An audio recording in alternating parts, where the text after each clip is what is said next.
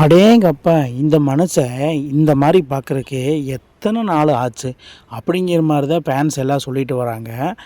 அப்படி இவரு ஏன் இத்தன வருஷம் ஆச்சுன்னு பார்க்குறதுக்கு முன்னாடி, நம்ம சேனல சப்ஸ்கிரைப் பண்ணிக்கோங்க. கொஞ்சம் சப்போர்ட் பண்ணுங்க ஃப்ரெண்ட்ஸ். அதாவது Suryakumar Yadav world cup journey.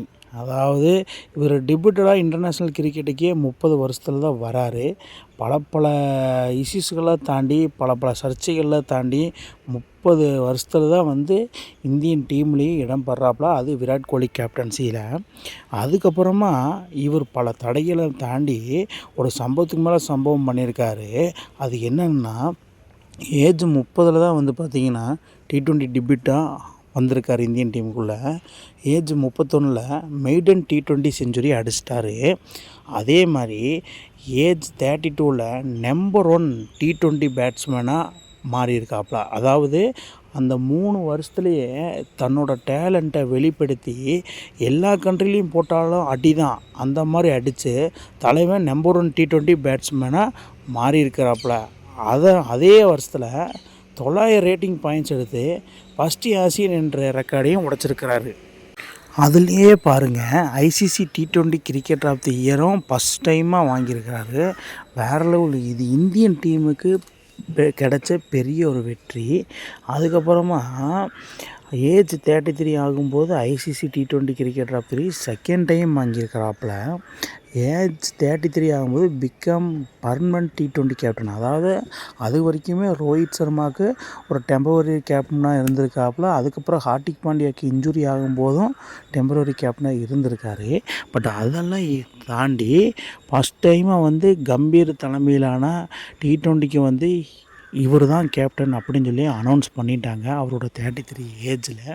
அதுக்கப்புறமா 34 ஏஜ், அந்த ஏஜில் வந்து பார்த்திங்கன்னா ஒரு யங் டீமை துபாய் மாதிரி ஒரு செனாரியோக்கு கொண்டு போய் அந்த செனாரியோவில் கப் அடித்து காமிச்சிருக்காரு. ஏசியா கப் டோர்னமெண்ட்டில் மேன் ஆஃப் தி மேட்சும் வாங்கி பல சம்பவங்களெல்லாம் பண்ணியிருக்கிறாப்புல சூரியகுமார் யாதவ். அதுக்கப்புறமா ஆசியா கப் வின் பண்ண தெரிஞ்ச எனக்கு T20 வேர்ல்டு கப்பு வின் பண்ண தெரியாதா? என்ன கேப்டன்சியாக போடுங்க. அதாவது இந்தியா மாதிரி ஒரு செனரியோ கண்டிஷனில் என்ன மாதிரி ஒரு டேலண்ட் கேப்டன்னு அந்த கப்பை அசால்ட்டாக அடிக்கலாம் அப்படிங்கிற மாதிரி சொல்லி பல சம்பவங்களை பண்ணி இந்த கப்பை தூக்கி இருக்கிறாப்புல. அதுலேயும் T20 வேர்ல்டு கப்பு 3வது முறையாக இந்தியா வாங்கியிருக்கிறாங்க. அதாவது இந்த சம்பவம் அண்டு சரித்திரம் படைக்க சூரியகுமார் யாதவ் அயராத உழைச்சி பாடுபட்டிருப்பாருன்னு எனக்கு தோணுது. ஏன்னா ஒரு டீமாக வந்து பர்ஃபார்மன்ஸ் பண்ண வைக்கிறது அவ்வளோ சாதாரணமான விஷயம் இல்லை. ஆனால் அதை வந்து சூரியகுமார் யாதவ் செம்மையாக அந்த டீமை கோஆர்டினேட் பண்ணி வழிநடத்தி செம்மையாக பண்ணியிருக்கிறாரு. அதுலேயும் ஒரு 4 ஒரு 6 போகும்போதும், ஒரு எட்ஜு போட்டு ஒரு ஒய்டு போகும்போதும் எல்லாமே வந்து சிரிச்சுக்கிட்டே அந்த ஸ்மைல் புன்னகைத்தவுடனே பிளேயர்ஸை வந்து வழி நடத்தியிருக்கிறாப்புல. நான் நிறைய டைம் பார்த்துருக்கேன். அது நீங்களும் பார்த்துருப்பீங்க. அது மூலமாக தான் ஒரு கிடைச்ச பலன் என்னென்னா, 2007 எம்எஸ் தோனியும் 2024 ரோஹித் சர்மாவும் இவங்க 2 பேர் மத்தியில் இப்போ 3வதாக 2026 சூரியகுமார் யாதவும் உள்ளே நுழைஞ்சிருக்காரு. அந்த கேப்டன்ஸ் கால் ஆஃப் ஃபேம் அந்த பிக்சரில் சூரியகுமார் யாதவும் இடம் பெற்றிருக்காப்புல. நம்மளுக்கெல்லாம் பெருமையான விஷயமா இருக்கும். அதுவும் சூரியகுமார் யாதவோட ஜேர்னியில் இது ரொம்ப ஸ்பெஷலாக இருக்கும்.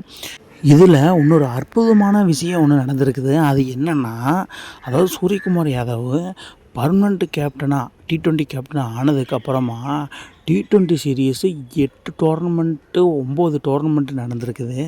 அதில் சூரியகுமார் யாதவ் மட்டும் 8 வின்னு 1 ட்ரா. அதாவது எல்லா டோர்னமெண்ட்டையும் இவரோட கேப்டன்சியில் வின் பண்ண வச்சுருக்காரு. அதுலேயும் குறிப்பாக ஆசியா கப் டோர்னமெண்ட்டு வின் பண்ண வச்சுருக்காரு. அதாவது ஒரு T20 வேர்ல்டு கப் மாதிரி ஒரு பிளேஸுக்கு போகிறக்கு ஒரு கேப்டனாக என்ன பண்ணணுமோ அது எல்லாமே இவர் தொடர்ந்து பண்ணிகிட்டு இருந்திருக்காரு. அது வேறு லெவல். இந்த ஒரு சஸ்பென்ஸை நானே எதிர்பார்க்கல.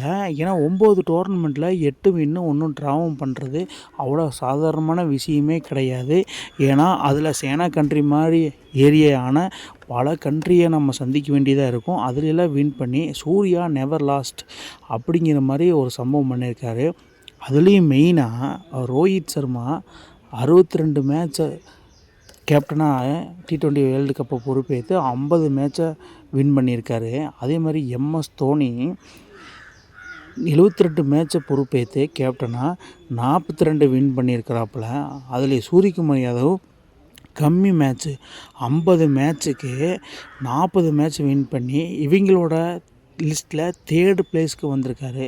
இதில் பாருங்கள், MS தோனி, ரோஹித் சர்மா, சூரியகுமார் யாதவ், அதாவது இவங்களோட லெஜெண்ட்ரு லிஸ்ட்லேயும் வந்திருக்கிறார. லெஜெண்ட்ரி கிரிக்கெட்டராகவும் மாறியிருக்காரு. அதாவது MS தோனி 2007 ஒரு கப்பும், 2010 ஆசியா கப்பும், 2011 ODI வேர்ல்டு கப்பும், 2013 சாம்பியன் டிராஃபி கப்பும், 2014 ஆசியா கப்பும் அடிச்சிருக்காரு.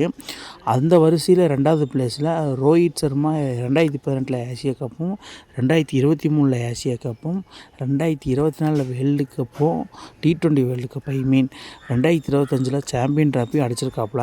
அந்த லிஸ்ட்டில் 3வது பிளேஸாக சூரியகுமார் யாதவ் 2025 ஆசியா கப்பும், 2026 T20 வேர்ல்டு கப் அடித்து பெரிய பெரிய ஜாம்பவான் லிஸ்ட்டில் தலைவன் ஏடானது நம்ம ஃபேன்ஸ் எல்லாத்துக்கும் ரொம்ப பெருமையாக இருந்திருக்கு. அது சூரியகுமார் யாதவ் கேப்டன்சி பண்ணதில் வேறு லெவல். அவரோட ஃபேன்ஸுக்கு வேறு லெவலில் செலிப்ரேஷனாக சொல்லுவாங்க. மும்பை இந்தியன்ஸ் IPLல வேறு மாதிரி அவரை வழி நடத்துவாங்கன்னு நான் எதிர்பார்க்குறேன். சூரியகுமாரோட வேர்ல்டு கப் ஜேர்னி எங்கே டெபியூட் பண்ணார், எப்படி வின் பண்ணார் எல்லாமே நம்ம பார்த்தோம். இந்த மாதிரி சூரியகுமார் யாதவ் சம்பவம் பண்ணுவார்னு யாரெல்லாம் எதிர்பார்த்தீங்கன்னு கீழே கமெண்ட் பாக்ஸில் கமெண்ட் பண்ணுங்கள் மக்களே. இந்த மாதிரி இன்ட்ரெஸ்டிங் கிரிக்கெட் வீடியோவை தெரிஞ்சுக்க நம்ம சேனலை சப்ஸ்கிரைப் பண்ணுங்கள், லைக் அண்ட் கமெண்ட் பண்ணுங்கள். மேலும் மேலும் உங்களுக்கு வீடியோ வந்துகிட்டே இருக்கும்.